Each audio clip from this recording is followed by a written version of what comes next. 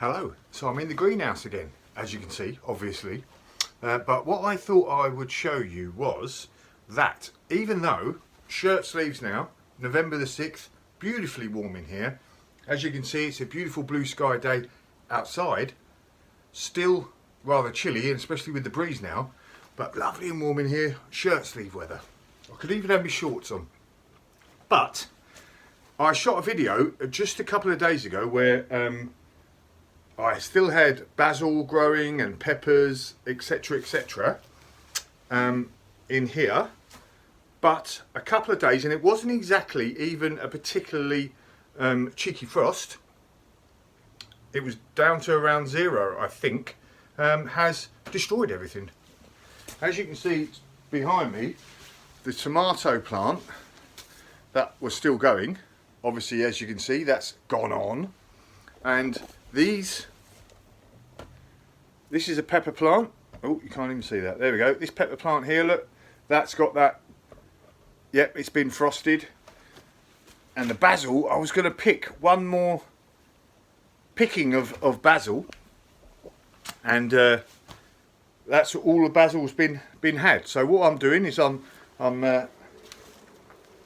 taking everything out now, and oh, excuse me, that is going to go in to my wheelbarrow. So I'm taking all the plants out, shaking the roots out, and then the compost, as you can see here, all I do with that is I collect it all up from all the different pots, and then I'll go down to one of my beds and just empty it on the beds. I don't put it in with the other compost, etc, that I'm making. I just normally dump it on the other beds, and then let that mix in, because I've got beds that I've only really made in the last couple of years, so they're still not as thick as not as deep as I'd like them. So I just continually dump the excess compost, soil, etc in those different beds, and then obviously the old pepper plants will be going in the compost heap.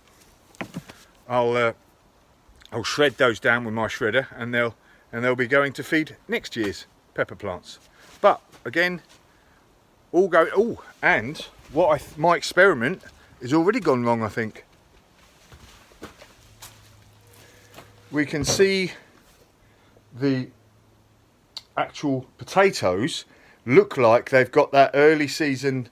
You've planted them, they've come up, and they've been nipped by the frost look.